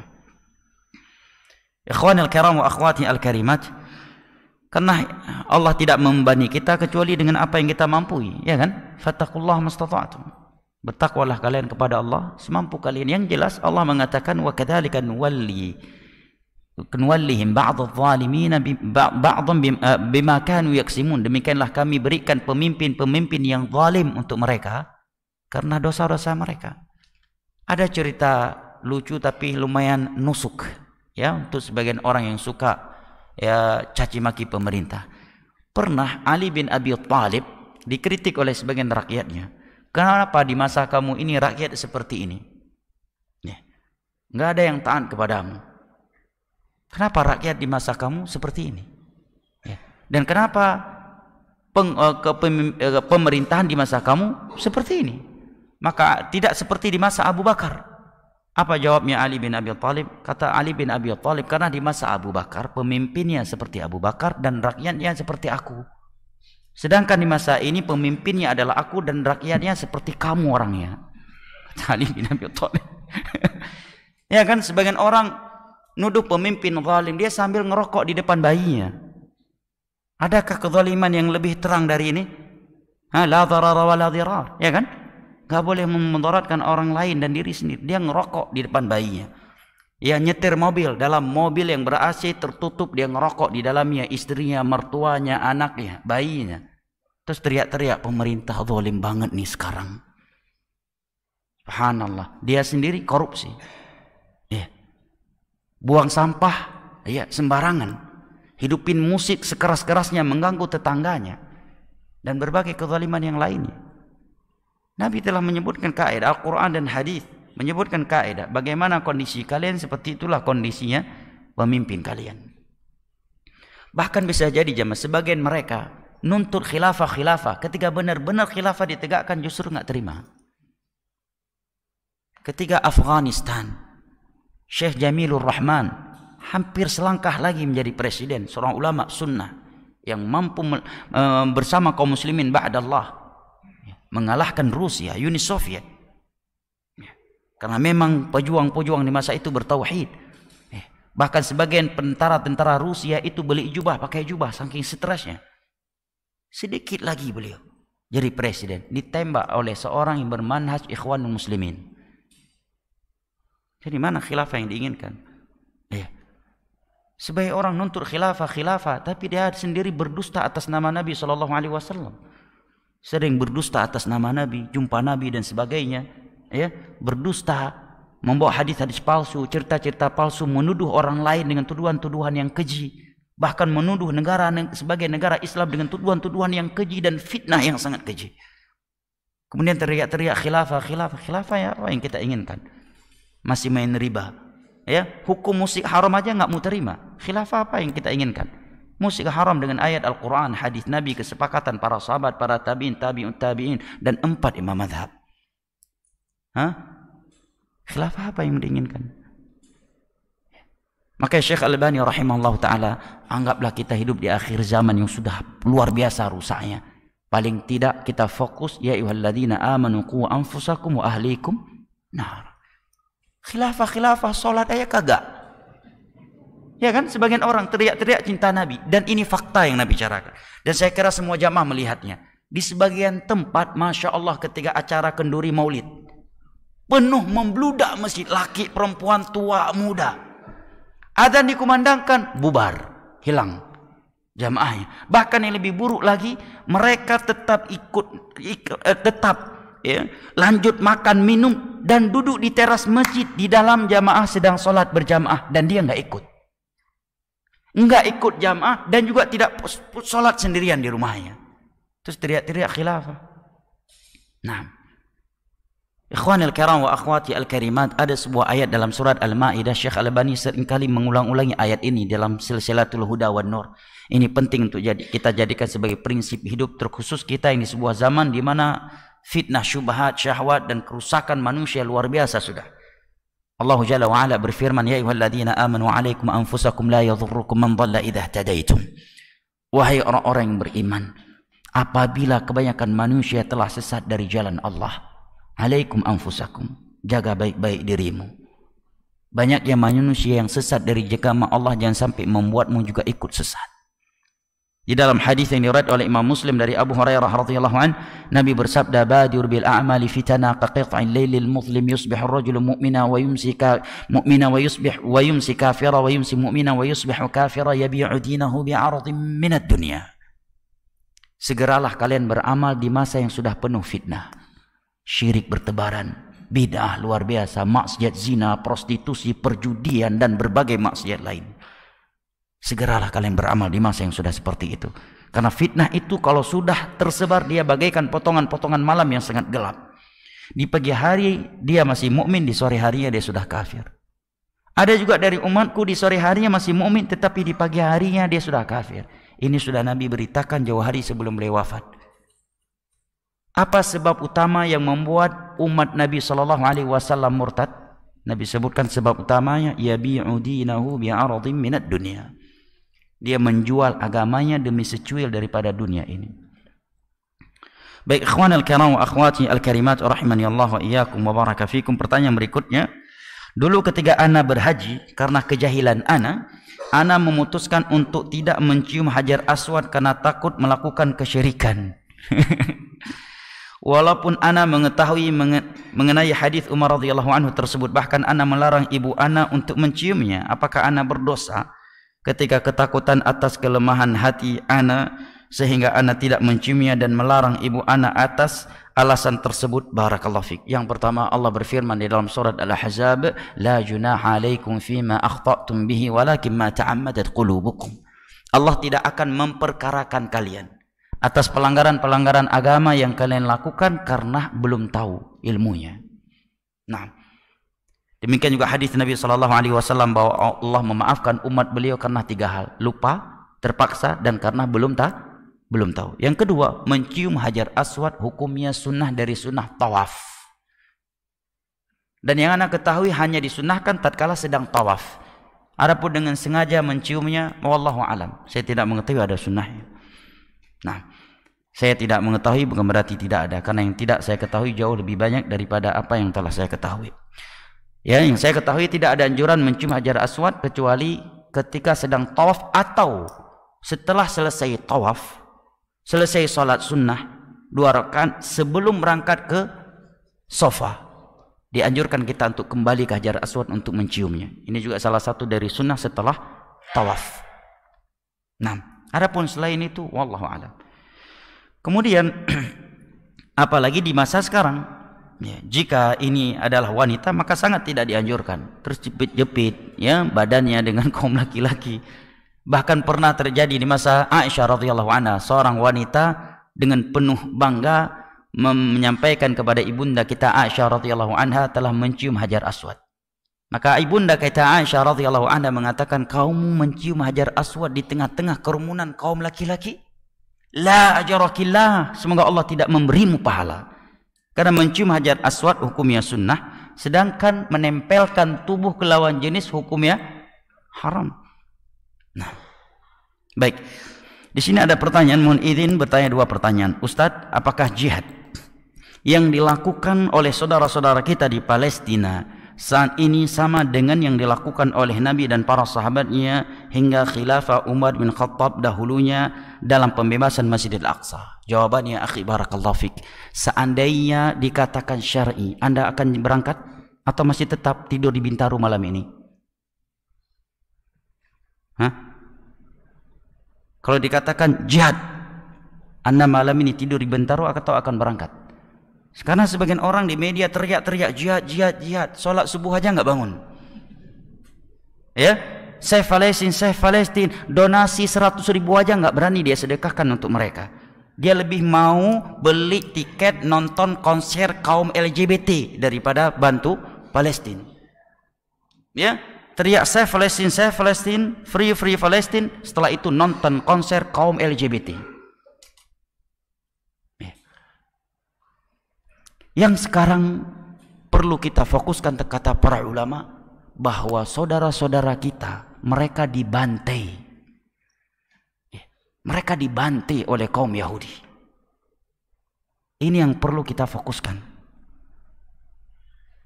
Para ulama kita mengatakan, kita fokus mereka sedang dibantai. oleh saudara-saudaranya kera-kera dan babi-babi Zionis Yahudi. Nah, maka fokus dari sisi ini jemaah. Apa yang bisa kita lakukan selama tidak menyelisih koridor syariat. Adapun saudara setiap muslim yang diganggu oleh orang-orang kafir, memang kaidah umumnya Allah katakan di dalam surat Al-Mumtahanah, la yanhaakumullahu 'anil ladzina lam yuqatilukum fid din wa lam yukhrijukum min diyarikum an tabarruhum wa tuqsitu ilaihim innallaha yuhibbul muqsitin. Allah tidak melarang kalian berbuat kebajikan dan keadilan kepada orang-orang kafir yang tidak memerangi kalian karena agama dan tidak mengusir kalian dari negeri-negeri kalian. Menunjukkan apa? Kalau mereka memerangi dan mengusir kalian, boleh membalasnya. Dalam surat Al-Hajj Allah juga berfirman yang sama, udhina lilladzina yuqataluna bi annahum zulimu. Diizinkan oleh Allah mereka yang dizalimi, dibunuh, diperangi, dizalimi.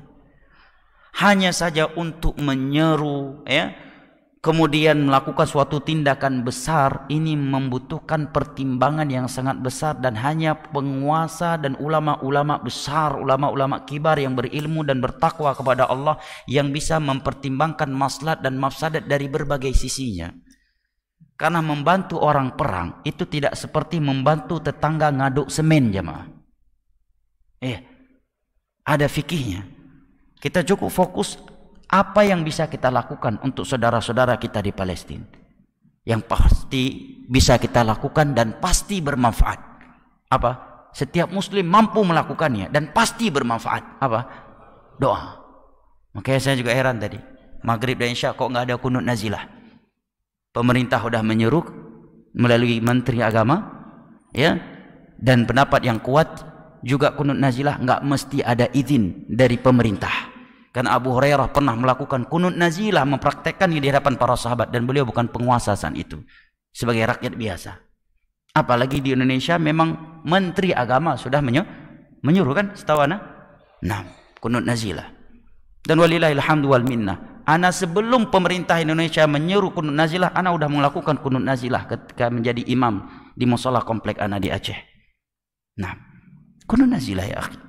Nah, enggak panjang doanya. Allah mansur ikhwanana fi Falastin, Allah anjil muslimina wa muslimat fi Falastin, Allah mansur ala a'daihim a'daika a'daid din, Allah mashfi mardahum warham mautahum wajma' kalimatahum wa wahid sufufahum wasaddid ramyahum, Allahumma munzil al-kitab wa mujri as-sahab wa hazim al-ahzab ihzim al-yahuda wa man ma'ahum wa dammirhum tadmira.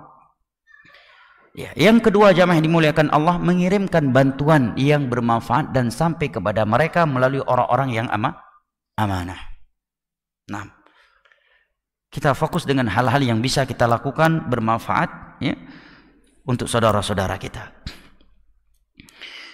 Ustadz mohon nasihatnya terkait banyaknya fitnah yang tersebar dan terjadi di tengah-tengah kaum muslimin saat ini terkait pejuang Islam Hamas di Palestina. Banyak sekali didapati media sosial bersama ustadz ulama saling menyalahkan satu sama yang lain, atau minimal silang berbeda pendapat pandangan di antara mereka. Mohon nasihat yang ustadz, bagaimana kita menyikapinya konflik Palestina yang belum kunjung damai. Yang pertama jamaah yang dimuliakan Allah, bukan sekaliber ana yang merupakan penuntut ilmu agama kecil yang masih dangkal ilmunya untuk menjawab pertanyaan yang besar seperti ini.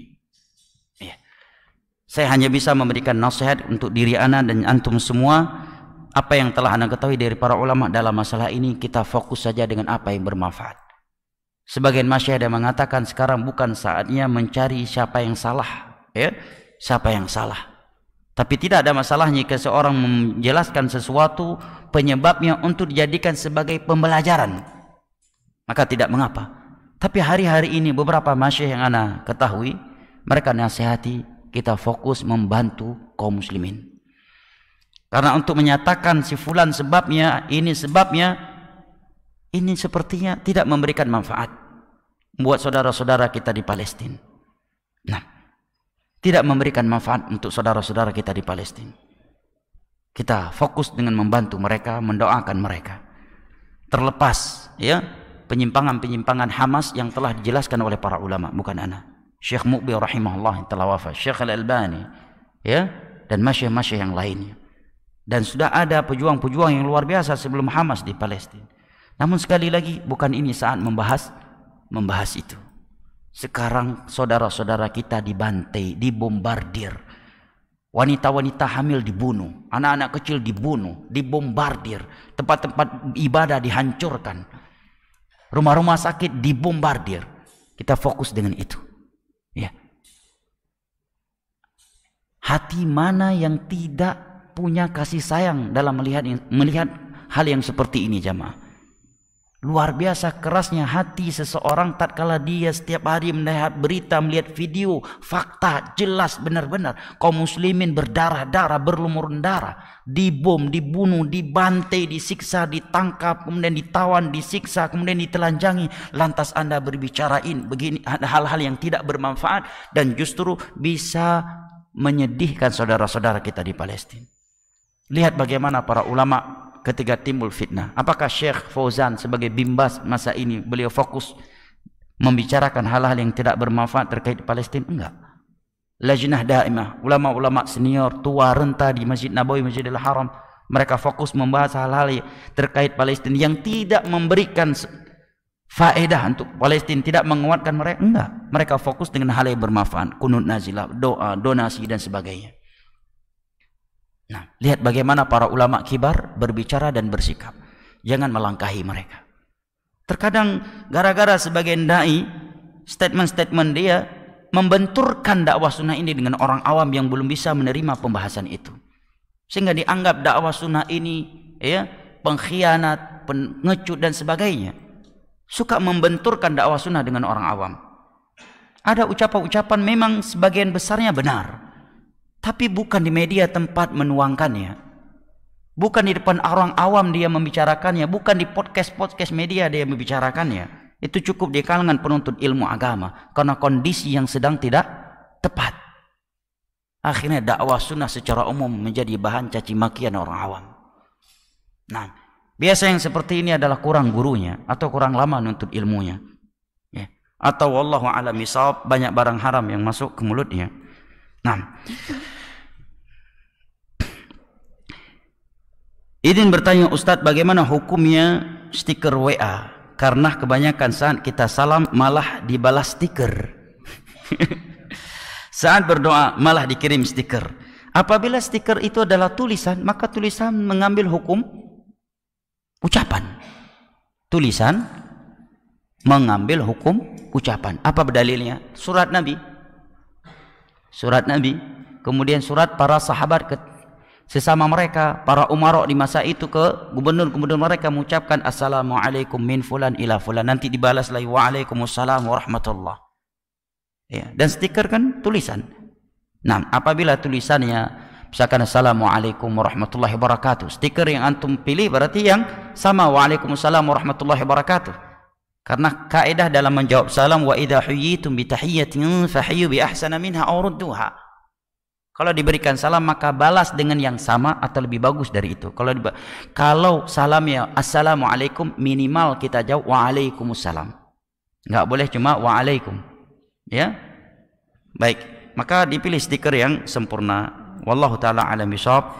Sekali lagi jamaah yang dimuliakan Allah, terkait saudara-saudara kita di Palestina, lakukan apa yang paling bermanfaat. Kita tidak perlu membicarakan hal-hal yang tidak bermanfaat buat mereka dan kaum muslimin secara umum. Dan kata Syekh Sulaiman Ar-Ruhaili, di hari-hari ini berhati-hatilah kalian wahai Ahlussunnah dari kaum Khawarij dan ikhwan muslimin yang menjadikan kejadian ini kesempatan untuk mereka menyebarluaskan paham takfiri mereka dan kedengkian mereka terhadap negara tauhid. Nah, makanya terkadang anak aneh, apa maslahat untuk saudara-saudara kita di Palestina dan kaum muslimin di dunia dengan menyebarluaskan aib kerajaan Saudi Arabia? Kira-kira apa manfaatnya? Ya kan? Apa manfaat buat kaum muslimin di Palestina dan kaum muslimin di dunia secara umum?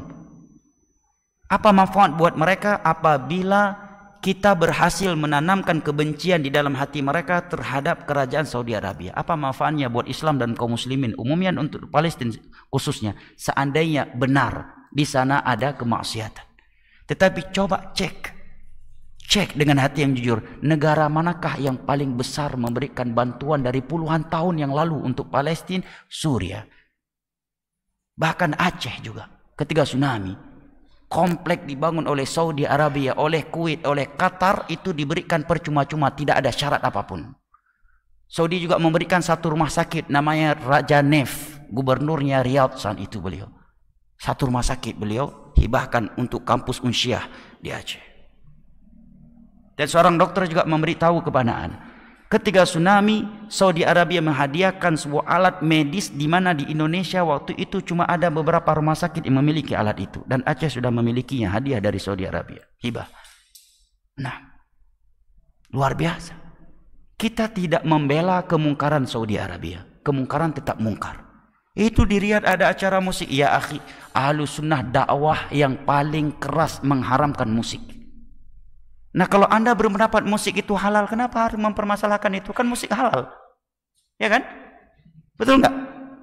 Tapi anehnya, orang yang mencaci maki Saudi, menjelek-jelekkan Saudi, bahkan ada yang berani mengatakan Yahudi Arabia. Na'udzubillah min dzalik. Ucapan yang luar biasa ini. Ya. Orang yang sholat 5 waktu enggak mungkin berani mengucapkan kalimat ini. Anehnya, Turki enggak pernah dicela. Bukan berarti kita menyuruh Turki dicela. Turki nggak pernah disentuh. Turki dipuji habis-habisan. Lihat antum pergi ke Turki, lihat bagaimana di Turki. Kaum wanitanya, kaum laki-lakinya ketika sholat 5 waktunya, adakah dakwah sunnah di Turki? Nggak ada.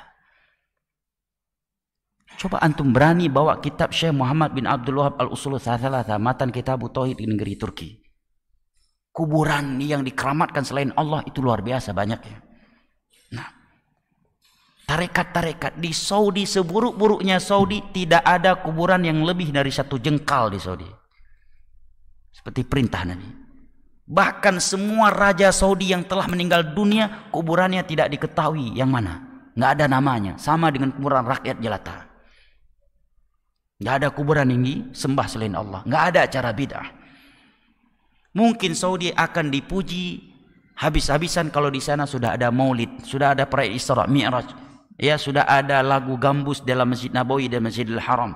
Ada kasidah sakinah, ada dangdut sakinah di halaman Masjid Nabawi. Mungkin baru Saudi dipuji habis-habisan. Nah, ini zaman fitnah jam. Fokus dengan hal yang paling bermanfaat buat saudara-saudara kita kaum muslimin di Palestina khususnya. Kita berdoa setiap sujud, setiap berdoa, ya, kunut nazilah, kirim donasi kepada mereka. Ya, berita-berita yang di konspirasi Yahudi dan kawan-kawannya di media mampu kita luruskan, kita buktikan bahwa Yahudi memang pembunuh, pembantai, ya, dan seterusnya. Nggak perlu ya mencaci maki negara ini dan negara itu. Kenapa negara ini, negara itu belum membantunya? Ya akhi, membantu perang tidak seperti membantu tetangga ngaduk semen. Ya, ada undang-undangnya, dan itulah liciknya Amerika dan kawan-kawannya. Terkadang dia membentukkan bonekanya, kemudian ketika boneka ini diikuti oleh pemuda-pemuda Islam atas dasar semangat jihad, ya, kemudian dia punya alat membuat undang-undang untuk membersihkan teroris, sehingga setiap negara yang mau membela dianggap membela teroris dan boleh diembargo oleh mereka, boleh diperangi dan dihancurkan. Itu licik ya Amerika dan kawan-kawannya. Dan sekarang kalau ada yang bilang, kok berarti negara Saudi, negara ini, negara itu takut sama Amerika? Ada negara yang nggak takut sama Amerika selain Rusia hari ini? Hah? Dan ya akhi, antum ya nggak berani jenggot, takut sama kawan. Belum Amerika yang letakkan M16. Hah? Mau jenggot malu sama kawan. Pakai cadarnya masih malu, takut dipanggil ninja Hantori. Terus antum bilang, ya takut sama Amerika. Sebagian kita masih takut pakai cadar karena takut manusia. Ya, nggak berani berjenggot, malu sama orang. Nggak berani celana cingkrang, perintah dari dia, malu sama kawan-kawannya. Takut sama komandannya, takut sama kantornya. Terus Anda memperkarakan orang lain takut sama Amerika? Hah? Bahkan Syekh Mubil mengatakan seorang itu semakin tinggi jabatannya di dunia ini, semakin berat ya, tekanan PBB kepadanya. Kalau Anda Pak RT mungkin tekanannya masih tingkat kecamatan. Ya, nggak mau tanda tangan ya untuk uang panas, yang lain semua tekan Anda, akhirnya tanda tangan juga. Ya. Tapi kalau seorang presiden Di atas kepalanya bukan lagi tekanan rakyat, bahkan tank PBB di atas kepalanya. Nah, dia harus melihat maslahat yang begitu besar, maslahat mafsadah dari berbagai sisi. Nabi SAW setelah perjanjian Hudaybiyah, ada sahabatnya yang pergi meninggalkan Mekah dalam keadaan berlumuran darah dan sedang dikejar oleh kaum musyrikin. Nabi nggak bisa membantunya. Kenapa? Terkait peraturan. Sulh Hudaybiyah kan ada peraturannya, kesepakatannya. Di antaranya apa? Kalau ada muslim keluar dari Mekah ke Madinah, wajib dikembalikan. Dan kalau ada musyrik Mekah pergi ke Madinah, nggak boleh ditahan. Memberatkan sebelah. Ada sahabat keluar berlumuran darah, dikejar oleh kaum musyrikin. Para sahabat yang lainnya meminta Nabi untuk menyelamatkannya, kalau enggak dibunuh nanti. Nabi bilang, kita terikat aturan. Karena memang kaum musyrikin mereka pancing supaya Nabi menyelisih aturan agar punya alasan untuk membantai Nabi dan kaum muslimin.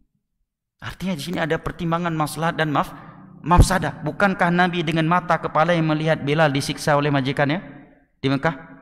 Bukankah dengan mata kepala yang Nabi melihat Ammar disiksa, ayahnya Yasir dan ibunya, sampai-sampai Sumayyah ibunya Ammar meninggal mati syahid karena ditombak, mohon maaf, di bagian kemaluannya dengan pelepah kurma oleh Abu Jahal. Nabi ketika melihat mereka sedang disiksa, Nabi cuma bisa berkata, sabran ala Yasir fa inna mau'idakumul jannah. Sabar kalian wahai keluarga Yasir, karena surga adalah janji Allah untuk kalian. Padahal bisa aja kan bagi Nabi mengatakan kepada Umar, sebelum masuk waktu subuh Abu Lahab udah hilang. Bisa. Umar pun berani melakukannya, ya kan?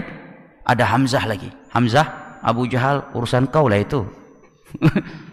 Ya, sebelum waktu subuh masuk Abu Jahal udah hilang lehernya. Bisa. Tapi Nabi nggak lakukan. Tidakkah kita bertanya apakah Nabi nggak melakukan yang karena takut? Karena ada pertimbangan maslahat dan mafsadah. Ya. Artinya jamaah yang dimuliakan Allah, kita kalau udah berbicara masalah perkara besar, udahlah kita penuntut ilmu, biarkan para ulama. Masalah Palestina kita lakukan apa yang paling bermanfaat dan apa yang mampu kita lakukan. Karena juga percuma juga kita teriak-teriak, toh kita nggak melakukannya juga, ya kan? Toh nggak mau juga melakukannya. Konser yang jelas-jelas membawa bendera LGBT aja rata-rata penontonnya, jujur aja, muslim atau non muslim yang nonton? Muslim. Ya. Rokok aja sebelum Palestina dibantai oleh Zionis Yahudi udah ada fatwa rokok itu haram dari ulama-ulama Indonesia kan? Juga nggak ditinggalkan. Betul nggak? Rokok udah diharamkan oleh MUI jauh hari sebelum kejadian ini, nggak juga ditinggalkan. Ya udahlah kita bicara yang realistis, bermanfaat aja. Doa, kirimkan donasi, apa yang bisa kita luruskan dari berita-berita sesat menyesatkan yang dibuat oleh Zionis Yahudi dan kawan-kawannya, kita luruskan. Yang paling bermanfaat buat Islam dan kaum muslimin umumnya dan buat saudara-saudara kita di Palestina khususnya. Kalau ingin membicarakan sesuatu, lihat dulu kadar kita, apakah ini ya pembahasan yang saya punya kapasitas untuk membahasnya. Apakah sudah ada ulama yang mendahului saya dalam fatwa ini ataukah belum? Nah, agar kita lebih selamat. Lihat bagaimana ulama menyikapi suatu fitnah ketika terjadi. Jangan melangkahi mereka agar kita tidak tersesat. Wallahu ta'ala alam bisawab. Wala ilmu inallah. Dan walillahil hamd. Dakwah sunnah, dakwah yang sangat peduli terhadap Palestina. Radio Roja sudah puluhan miliar mengirimkan bantuan yang diamanahkan oleh kaum muslimin ke Palestina. Ya. Melalui Radio Roja dan yang lainnya, ya. Bahkan kawan-kawan kita sebagian yang di sana masih di sana saat ini. Bahkan saya punya kawan dulu di Yaman meninggal di sana. Cuma dia baru sampai ke Suriah, meninggal beliau di Suriah. Nah, cuma nggak kowar-kowar, hanya saja nggak caci maki Saudi. Ya, hanya saja kita nggak turun jalan, nggak dianggap safe Palestina. Ya, sebagian orang merasa dirinya sudah paling safe Palestina dengan touring keliling Indonesia membawa bendera Palestina, walaupun dia nggak sholat, dan merasa sudah safe Palestina. Safe Palestina, rokok Marlboro di mulutnya. Safe Palestina, dia fan berat Messi. Tapi dia bilang safe Palestina. Dia fan pemain bola yang Yahudi, yang kafir.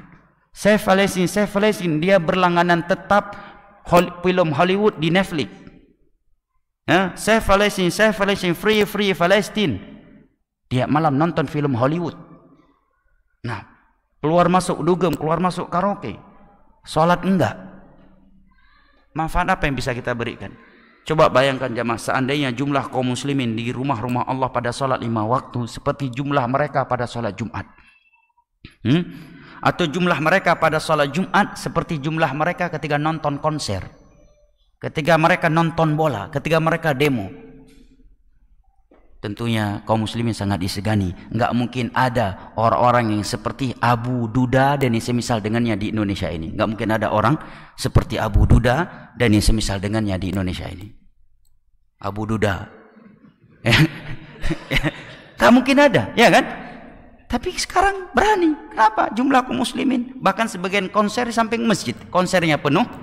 Masjid cuma ada imam, Bilal, muadzin. Bahkan imam pun menyegerakan sholatnya dipendek-pendekin karena mau nonton juga habis sholat.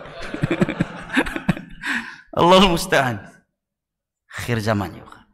Barakallahu fikum. Ya, mudah-mudahan setelah ini sholat 5 waktu kunut nazilah ya. Ya, untuk saudara-saudara kita di Palestina. Pemerintah sudah menyeru, bahkan pendapat yang kuat meskipun pemerintah belum menyeru juga sudah dianjurkan apabila ada kaum muslimin yang dibantai. Apalagi ini bukan lagi pembunuhan, pembantaian sudah. Naam, Allahumma munzilal kitab wa mujriyas sahab wa hazimal ahzab unsur ikhwanana fi Falastin washfi mardahum warham mautahum wasaddid ramyahum wa hariril masjidil aqsa min aydil yahudil mu'tadin waj'alhu shamikhan ila yaumil qiyamah wa anzil ba'saka الذي لا يرد عن القوم الكافرين على اليهود ومن معهم ودمرهم تدميرا اللهم صل وسلم وبارك على محمد وعلى آله وصحبه أجمعين والسلام عليكم ورحمة الله وبركاته.